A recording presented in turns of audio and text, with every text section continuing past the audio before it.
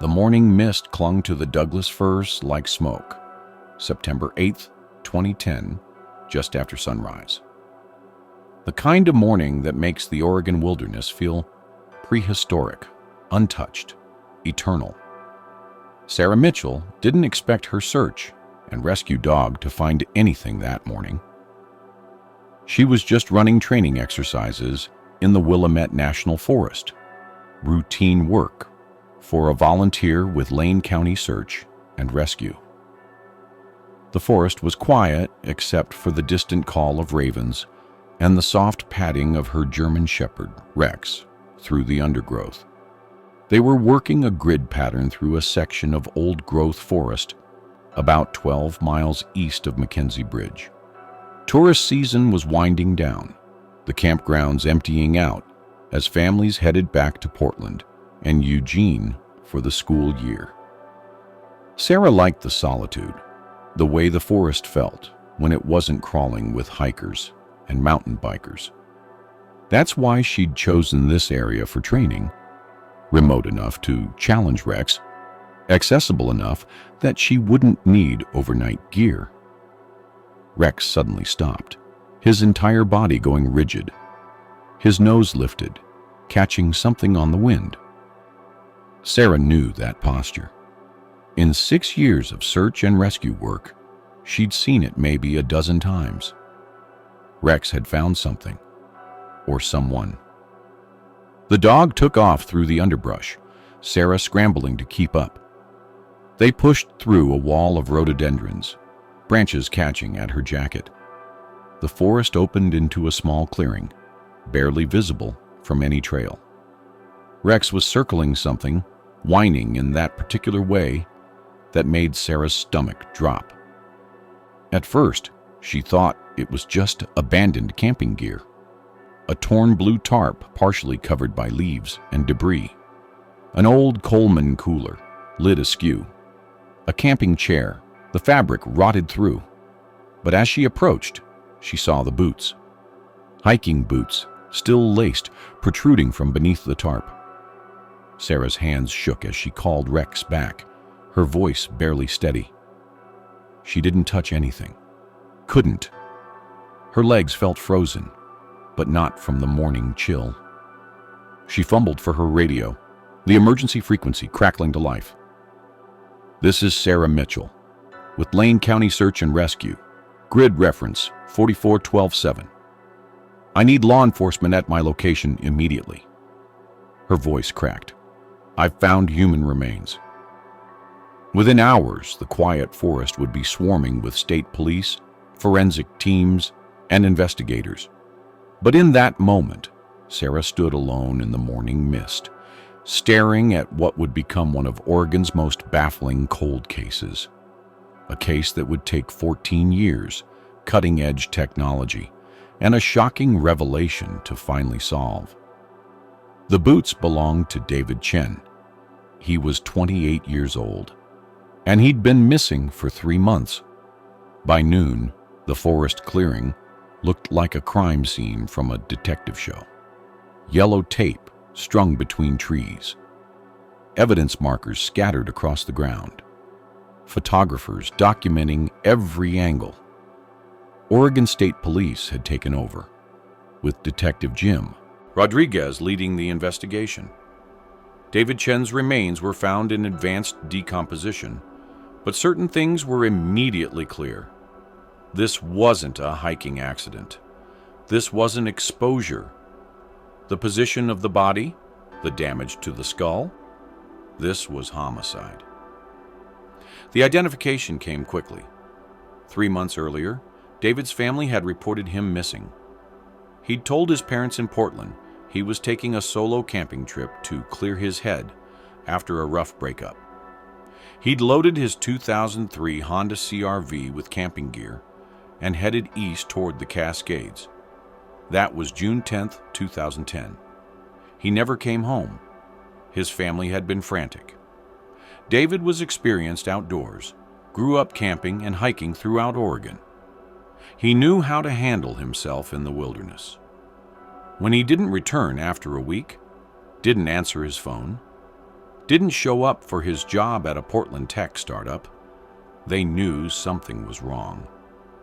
The initial missing person investigation had been extensive. Search teams combed the areas where David said he might camp. They found his car at the Cougar Reservoir boat launch, seemingly abandoned.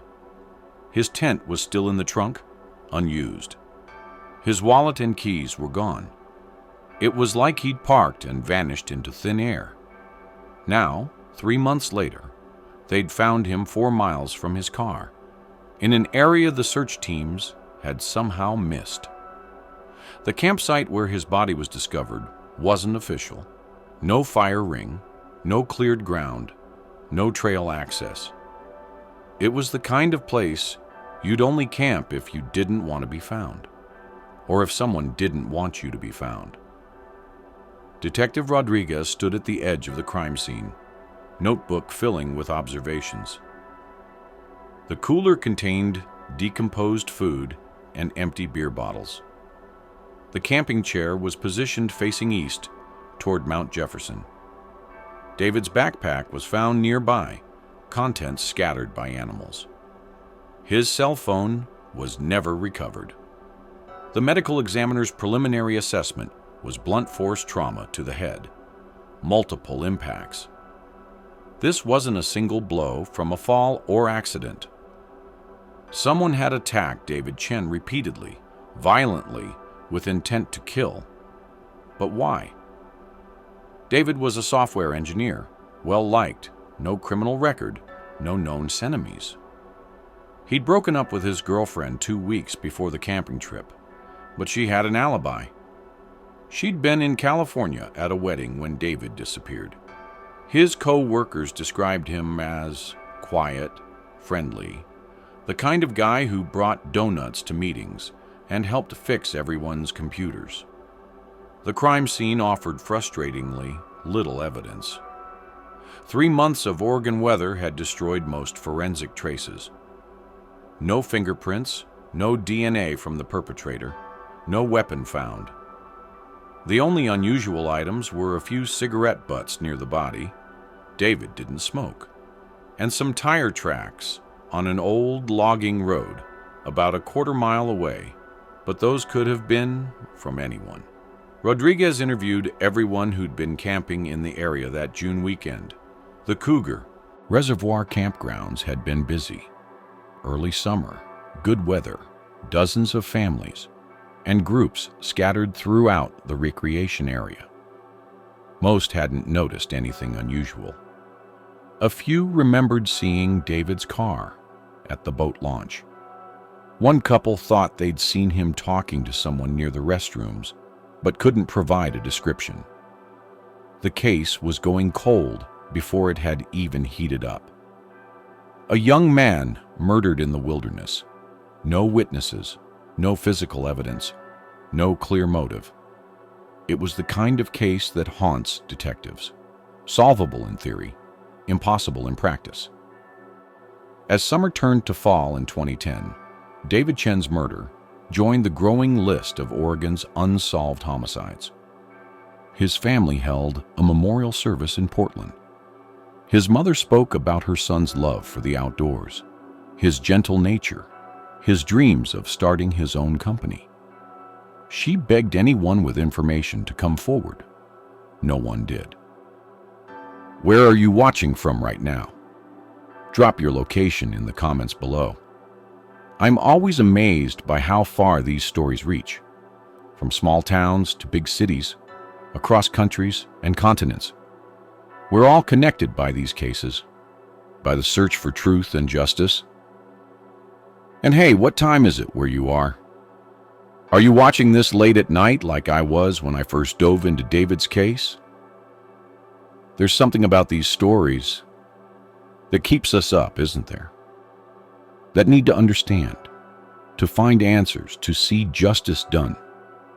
To understand why David Chen's case went cold, you need to understand Oregon's wilderness in 2010. The Willamette National Forest covers 1.6 million acres. That's larger than Delaware. It's a maze of old logging roads, hidden valleys, and dense forest that can swallow a person without a trace. In 2010, outdoor recreation in Oregon was exploding. The state's population had grown by 12% in the previous decade. Portland had become a mecca for young professionals who worked in tech during the week and disappeared into the mountains on weekends. Campgrounds that used to be empty were suddenly packed. Trails that only locals knew were showing up on hiking apps. This influx created a perfect storm for crime. Thousands of people moving through wilderness areas, many camping alone, carrying expensive gear, far from cell service or help. Most crimes were petty: stolen equipment, vandalized cars at trailheads. But occasionally, something darker happened. Between 2008 and 2012, Oregon State Police documented a troubling increase in violent crimes in recreational areas. Assaults at campgrounds, robberies on remote trails, and yes, murders. The vastness of the wilderness made investigation incredibly difficult. Evidence degraded quickly in Oregon's wet climate. Witnesses scattered back to their homes across the country. Bodies sometimes weren't found for months or years. Law enforcement was overwhelmed. The Oregon State Police had fewer than 400 sworn troopers to cover the entire state. Local sheriff's departments were stretched thin. The Forest Service had its own law enforcement, but they primarily dealt with resource crimes and minor infractions. Nobody had the resources to adequately investigate complex wilderness homicides. The technology available in 2010 seems primitive now. Smartphones existed, but most people still lost signal once they left the interstate corridors. GPS units were expensive and unreliable under heavy tree cover. Trail cameras were rare. If something happened in the woods and nobody saw it, it might as well have never happened. David Chen's case exemplified these challenges. He'd been killed in early June, but wasn't found until September. 3 months of rain, heat, and wildlife activity had destroyed most physical evidence. The crime scene was 4 miles from the nearest road, in an area with no cell coverage. Any witnesses had long since returned to their lives, their memories fading. Detective Rodriguez did everything right. He conducted thorough interviews, collected what evidence existed, followed up on every tip. But he was fighting an uphill battle against time, geography, and limited resources. The case file grew thick with reports and dead ends, but no closer to resolution. The hardest part was the randomness. If David had been targeted, why? He had no connections to the area, no conflicts with locals, no involvement in anything illegal. If it was random, how do you investigate that? How do you find someone who killed a stranger in the wilderness for no reason? This was the context investigators were working within. Vast wilderness, limited resources, degraded evidence, and a victim who seemed to have no enemies. The odds of solving David Chen's murder were slim from the start. And as 2010 turned to 2011, those odds only got worse. David Chen wasn't just another statistic. Before he became a cold case, before he was a body in the woods, he was someone's son, someone's friend, someone with dreams and fears, and a life that mattered. Born in 1982 to immigrant parents from Taiwan, David grew up in southeast Portland. His parents, Michael and Linda Chen, had moved to Oregon in 1979, chasing the American dream. Michael worked as an engineer at Intel, Linda as a nurse at OHSU.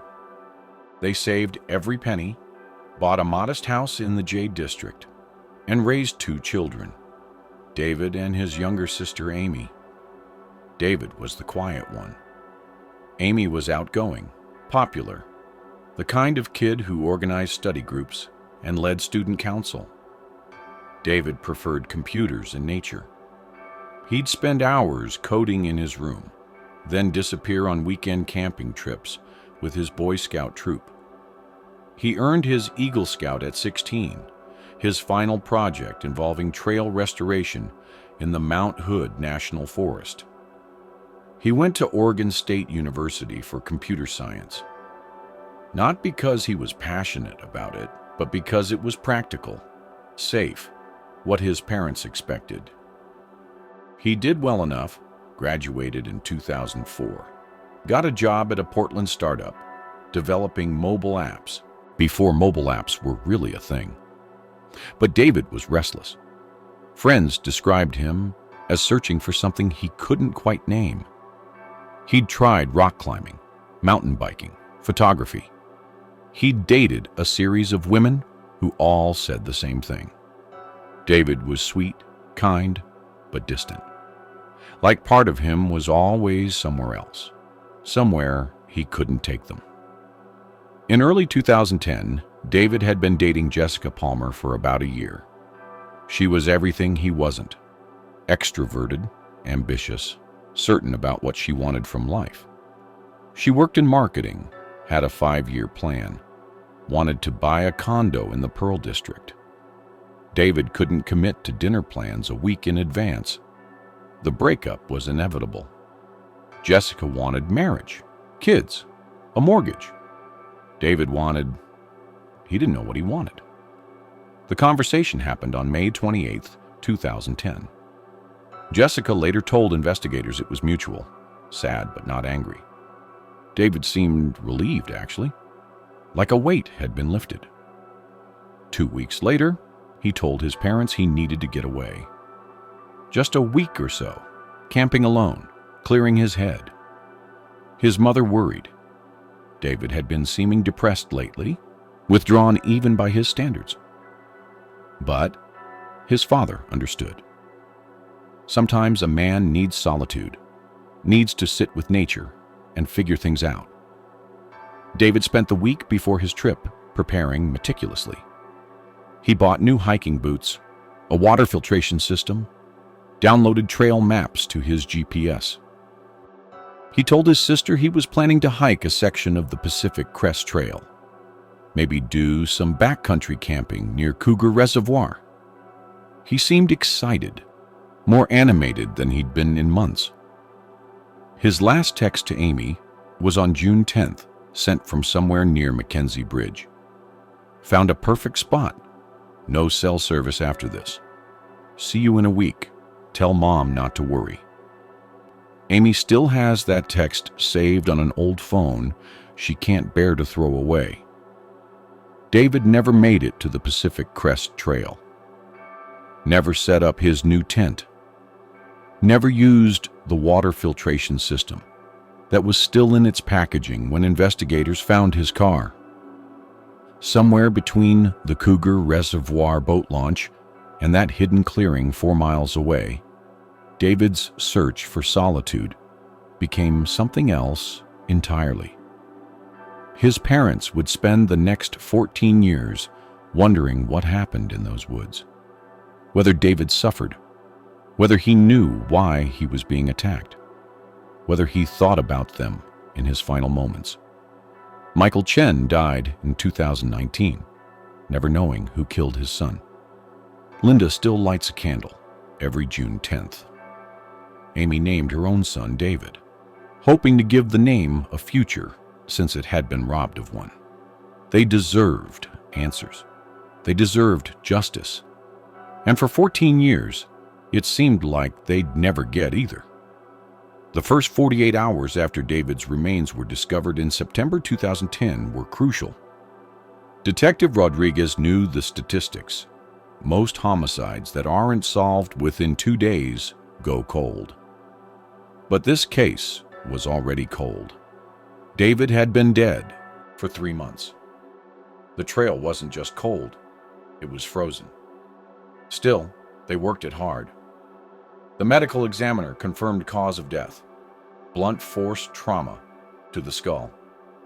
At least 4 separate impacts. The weapon was likely a rock or similar object. Nothing manufactured, nothing that would leave tool marks. Time of death was estimated between June 10th and June 13th, based on the last confirmed sighting and decomposition rate.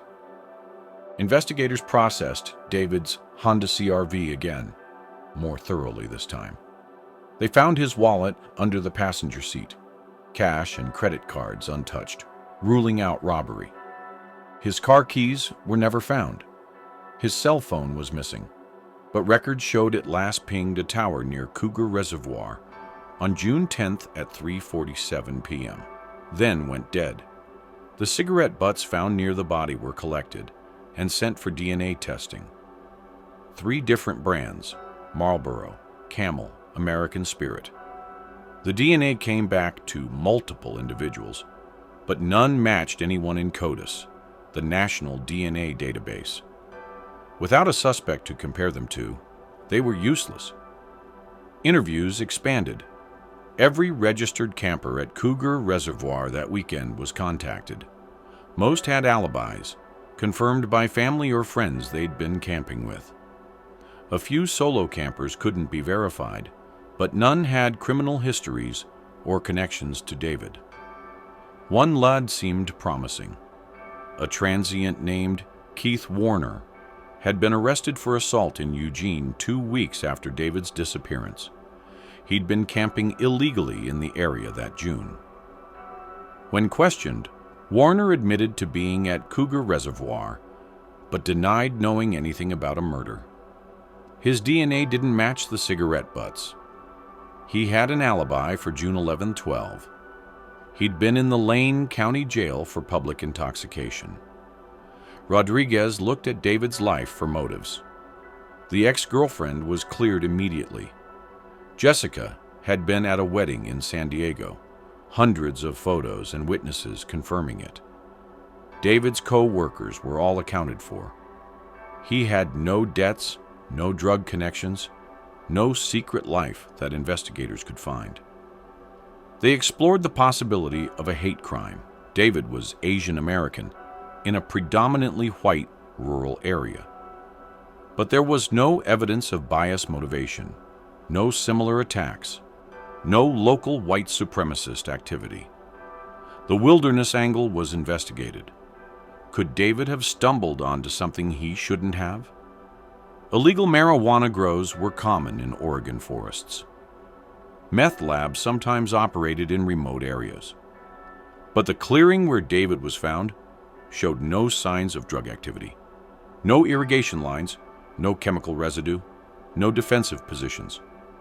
By October 2010, 2 months after the discovery, the investigation had hit a wall.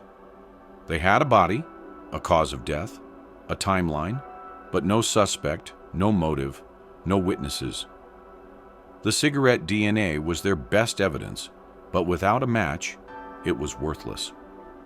Rodriguez made the difficult call to scale back the active investigation. The case would remain open, technically. Any new leads would be followed. But resources had to be allocated to newer cases, ones with better chances of resolution.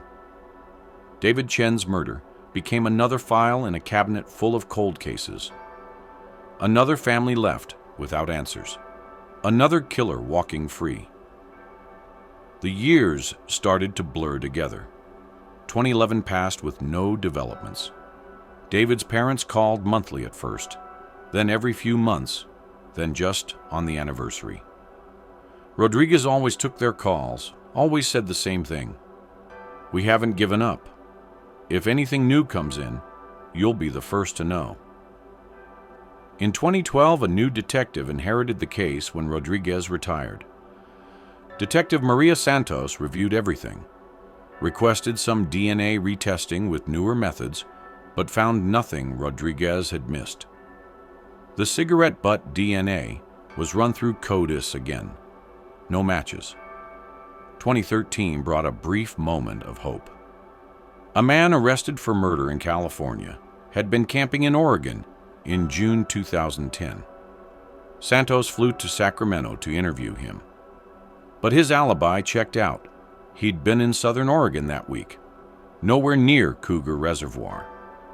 By 2014, the case was ice cold. 4 years had passed. Witnesses' memories were unreliable. Physical evidence had been tested and retested. David's car had long since been released to his family. The crime scene was just another patch of forest, no different from 1,000 others. 2015 marked 5 years since the murder. Local media did a retrospective story, renewing public interest briefly. A few tips came in, all leading nowhere. David's sister Amy was interviewed, pleading for anyone with information to come forward. "My parents are getting older," she said. "They deserve to know what happened to their son." The tips dried up within weeks. The case went quiet again. 2016, 2017, 2018, each year the case got colder, the file got dustier, the hope dimmer. Other murders happened, fresher cases that demanded attention. David Chen became a statistic, one of dozens of unsolved homicides in Oregon. His mother Linda still called occasionally, her voice smaller each time. "Any news?" she'd ask. The answer was always no. In 2019, Michael Chen died of a heart attack. At his funeral, Linda spoke about how the not knowing had eaten at him, how he'd spent hours researching other cold cases, looking for patterns, convinced he could find something the police had missed. He'd died believing his son's killer would never be caught. By 2020, a decade had passed. The Willamette National Forest had seen millions of visitors. The clearing where David died had been reclaimed by nature. New growth covered any trace of what had happened there. It was like David Chen had never existed. Detective Santos, now nearing retirement herself, would occasionally pull the file, stare at David's photo, a young man smiling at the camera, taken at a friend's barbecue a month before he died. She'd wonder who had killed him and why. But wondering doesn't solve cases. Then came 2023, and everything changed. Before we get to the breakthrough that shocked everyone, I need to ask, have you ever been camping alone? Really alone? Miles from anyone? No cell service, just you and the wilderness? Drop a comment and tell me about it. There's something both peaceful and terrifying about that kind of solitude, isn't it? The same isolation that draws us to these places also makes us vulnerable. And if this case is keeping you hooked, hit that subscribe button right now. These stories matter. These victims deserve to be remembered. Your support helps keep their cases alive in public consciousness. In March 2023, the Oregon State Police received federal funding for a cold case initiative. The program partnered with private labs to apply investigative genetic genealogy to unsolved homicides. The same technology that had identified the Golden State Killer and solved dozens of other cold cases nationwide. David Chen's case was selected for the program. Those cigarette butts collected in 2010, tested multiple times over the years, suddenly had new potential. The DNA had never matched anyone in law enforcement databases, but genetic genealogy didn't need a direct match. It just needed relatives. The evidence was sent to Advancer DNA, a lab specializing in degraded samples. The cigarette butts were 13 years old, had been exposed to weather before collection, and handled multiple times. But the lab had worked with worse.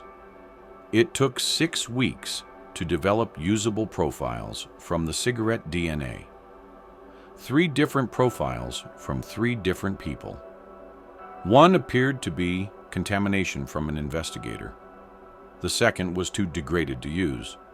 But the third, that was promising.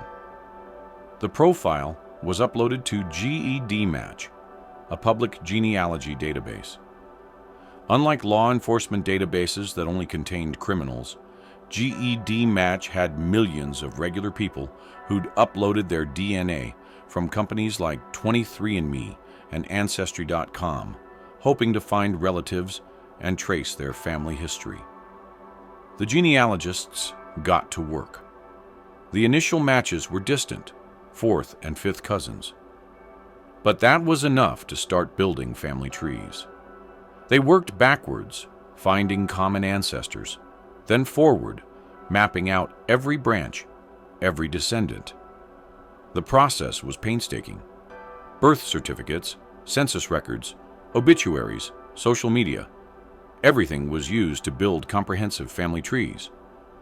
They were looking for someone who would have been in Oregon in June 2010, someone whose age and gender matched the profile. By August 2023, they'd narrowed it down to 3 potential suspects, 3 men whose family lines connected to the DNA, who were the right age, who had Oregon connections. One lived in Texas, had never been to Oregon, eliminated. One had died in 2015, but investigation showed he'd been in prison in June 2010, eliminated. The third was Martin Sinclair, age 45. Lived in Bend, Oregon, just 2 hours from Cougar Reservoir, an avid outdoorsman. And in June 2010, he'd been camping in the Willamette National Forest. Detective Santos, pulled back from retirement for this case, began investigating Sinclair. On paper, he looked clean. No criminal record, married, 2 kids, owned a small construction company. He volunteered with youth sports, attended church, seemed like a pillar of his community. But deeper investigation revealed cracks. In 2010, Sinclair had been going through a rough divorce. His ex-wife had filed multiple domestic violence complaints, though charges were never pressed. He'd been unemployed, drinking heavily, living in his truck.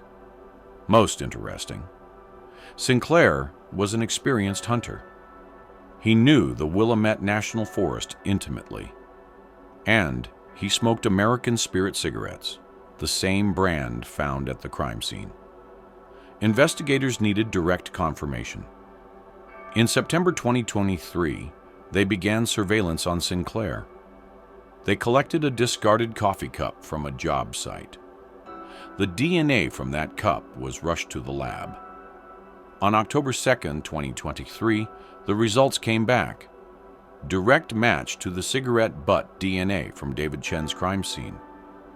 They had their killer.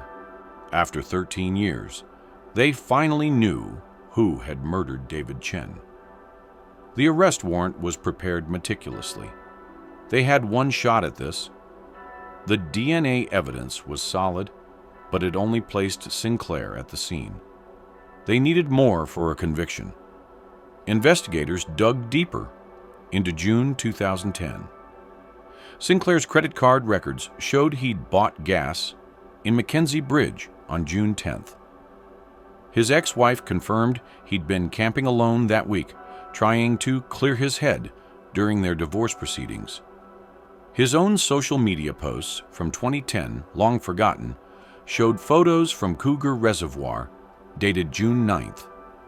On October 15, 2023, Detective Santos and 4 other officers arrived at Sinclair's construction company in Bend. He was in his office, reviewing blueprints with an employee. When he saw the police, his face went white. "Martin Sinclair, you're under arrest for the murder of David Chen." Sinclair didn't resist, didn't protest his innocence, just nodded slowly, like he'd been expecting this for 13 years. The news exploded through Bend like wildfire.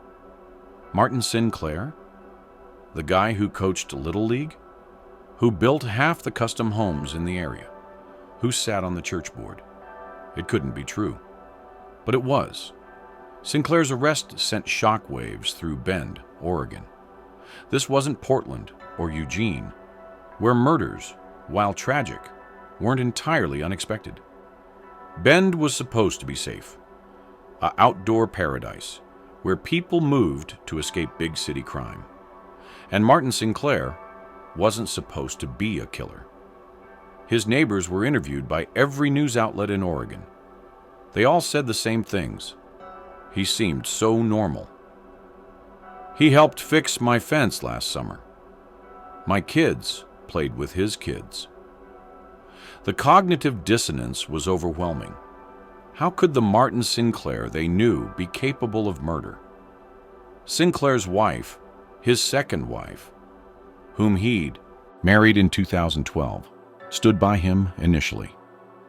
She gave a teary interview to KTU News, insisting there must be a mistake. Martin was a good man, a loving father. He couldn't have done this. But as more details emerged, her support wavered. Sinclair's ex-wife, Sarah, came forward with stories she'd kept quiet for 13 years. The rage issues during their marriage, the hunting rifle he'd pointed at her during an argument, the reason she'd finally left. She'd been afraid he would kill her.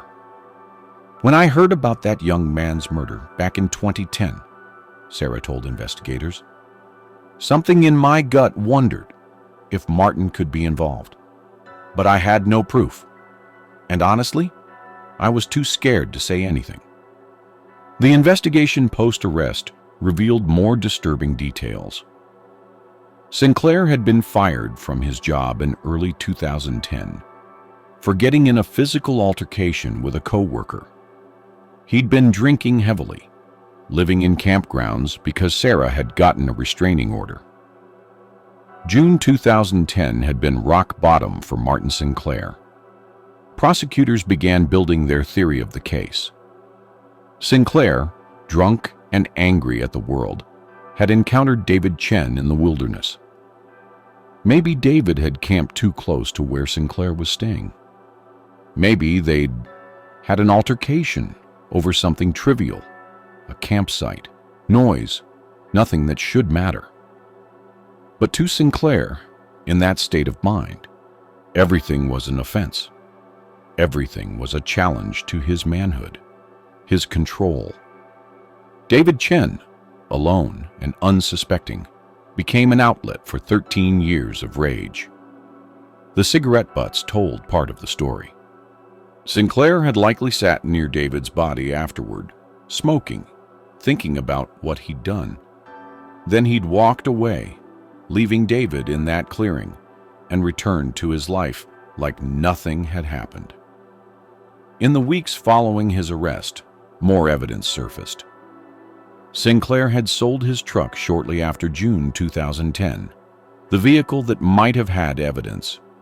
He'd moved from Eugene to Bend, starting fresh. He'd remarried, had children, built a successful business.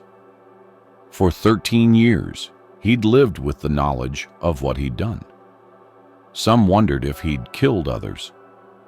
Oregon State Police began reviewing other unsolved wilderness murders, looking for connections. So far, none have been found. David Chen appears to have been Sinclair's only victim, a moment of violent rage that he'd somehow compartmentalized and moved past. David's family was notified of the arrest by Detective Santos personally. Linda Chen, now 74 years old, cried for an hour straight. Not tears of joy, there was no joy in this, but tears of relief, of validation, of finally knowing. Amy, David's sister, was angry. He got to live 13 years that he stole from my brother. He got to get married, have kids, build a life. David never got any of that. The legal process moved forward. Sinclair was charged with second-degree murder. His lawyer argued the DNA evidence was circumstantial. Cigarette butts didn't prove murder. But prosecutors had built a strong circumstantial case. Sinclair's presence at the scene, his violent history, his state of mind in June 2010. In January 2024, facing the possibility of life in prison, Sinclair finally broke. He agreed to a plea deal, voluntary manslaughter in exchange for a full confession. The confession was chilling in its banality. Sinclair had been camping illegally in the forest, drunk and depressed about his divorce. On June 10th, he'd encountered David at the boat launch. They'd talked briefly. David mentioned he was looking for a secluded spot to camp. Sinclair, in his drunk state, offered to show him a place he knew. They'd hiked to the clearing together, set up a basic camp, shared some beers from David's cooler. Everything was fine until David mentioned he was from Portland, worked in tech, made good money. Something about David's success, his youth, his future, triggered something in Sinclair. "I just snapped," Sinclair told investigators. "He had everything ahead of him, and I had nothing. I picked up a rock, and I didn't mean to kill him. I just wanted him to stop talking about his perfect life." After killing David, Sinclair had panicked. But he knew the forest well. He knew that clearing was far from any trail. He knew the body might not be found for months, if ever. He took David's phone and keys, threw them in a river miles away. Then he went back to his life, such as it was. Within a year, Sinclair had rebuilt. New job, new relationship, new town. The murder became something he locked away, pretended hadn't happened. Until October 2023, when his past finally caught up with him. Let me ask you something. What do you think justice looks like in a case like this?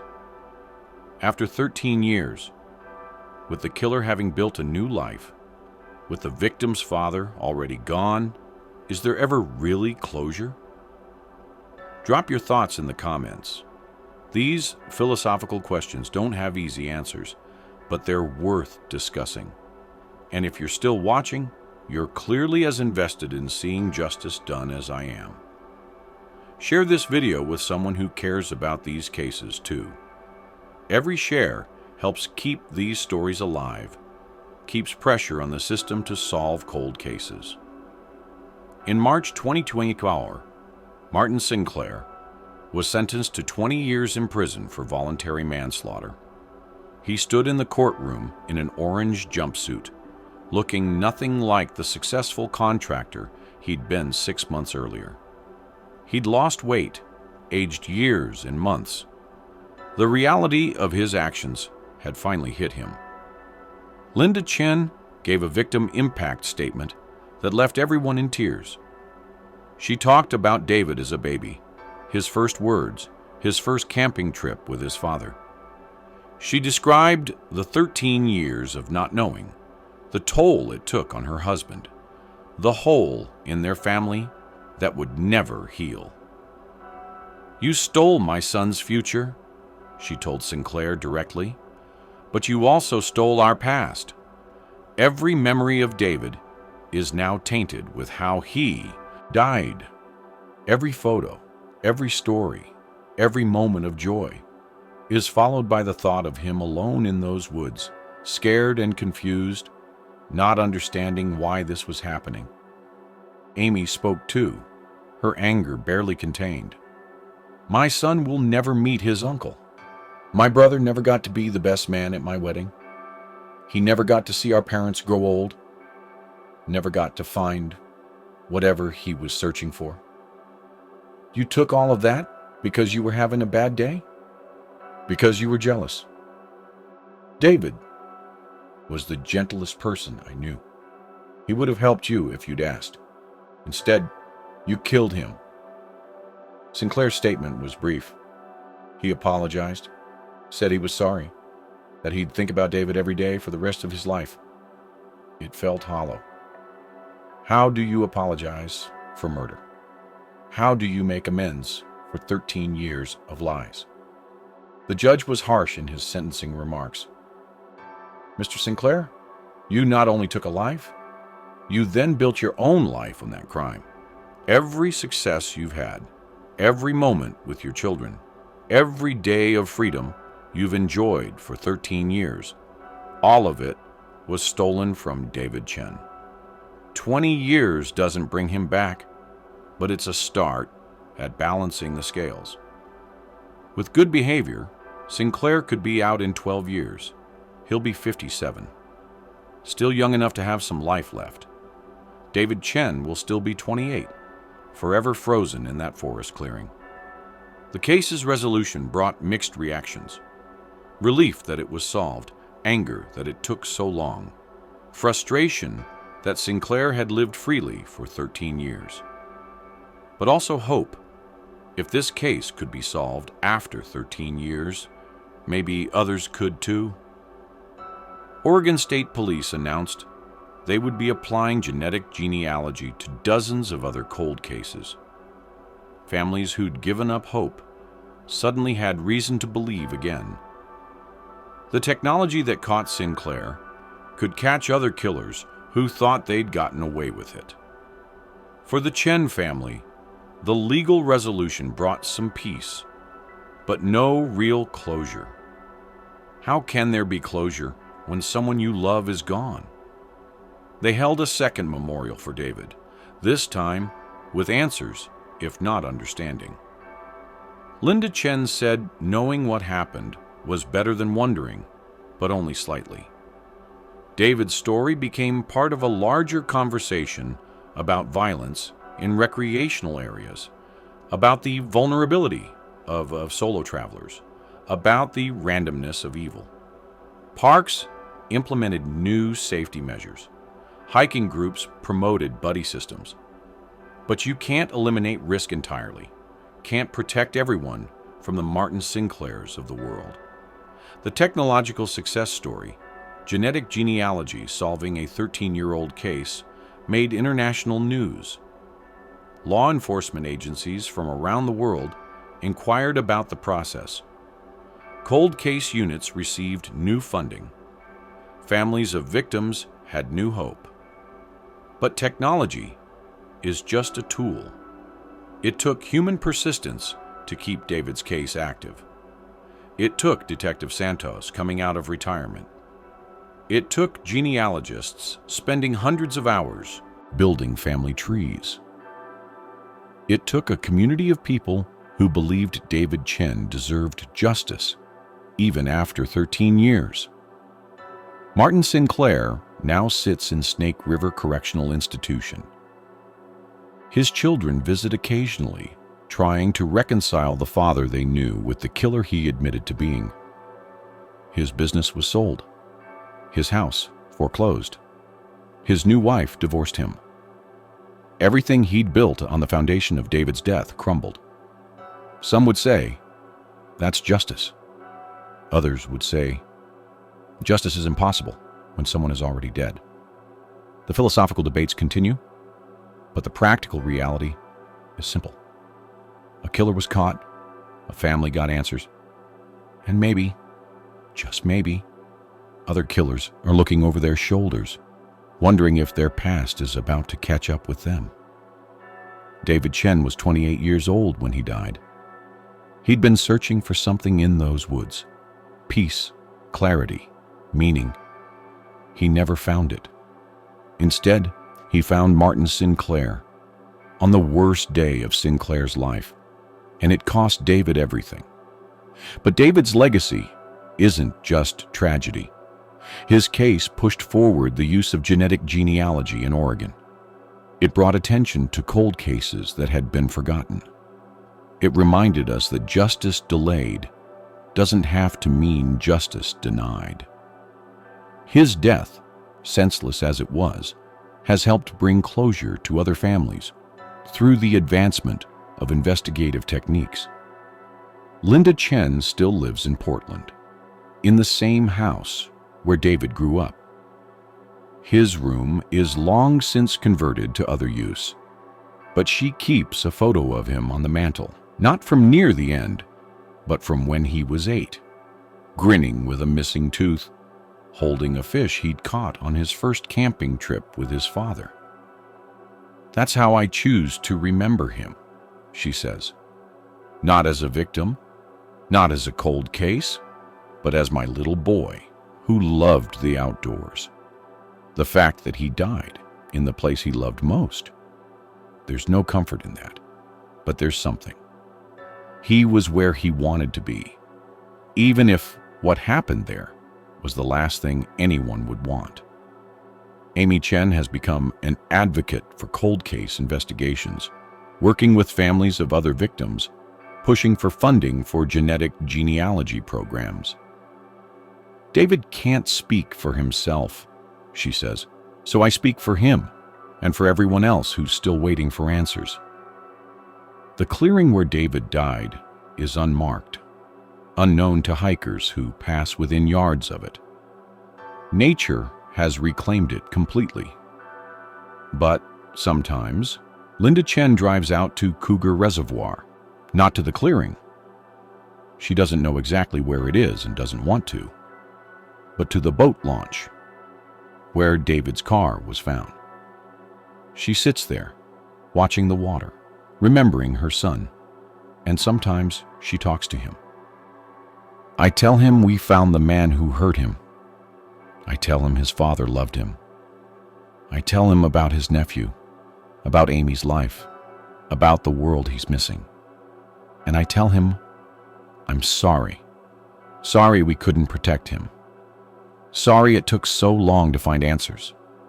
Sorry for everything. The Willamette National Forest sees millions of visitors each year. They come for the beauty, the solitude, the escape from modern life. Most have wonderful experiences. But David Chen's story is a reminder that wilderness, for all its peace, can also harbor violence. That solitude, for all its appeal, can also mean vulnerability. David went into the woods seeking something. What he found was Martin Sinclair, and that encounter ended his life. But it didn't end his story. His story continued through 13 years of investigation, through technological advancement, through the persistence of people who refused to give up. His story continues now, in every cold case that gets reopened, in every family that gets answers, in every killer who gets caught. If you're still watching, you understand why these stories matter. Not for the sensationalism or the true crime thrill, but for the human truth at their core. Someone was lost, someone was loved, someone deserved justice. And sometimes, against all odds, they get it. Subscribe to this channel if you haven't already. Share this video with someone who needs to hear it. Comment with your thoughts, your own experiences, your reflections on justice and closure and the randomness of violence. These conversations matter. These victims matter. Their stories deserve to be told. David Chen lived for 28 years. He's been gone for 14 years now. In another 14 years, he'll have been dead as long as he was alive. But as long as we remember him, as long as we tell his story, as long as we fight for justice, for victims like him, he's not really gone. Rest in peace, David Chen. You went into the woods looking for answers.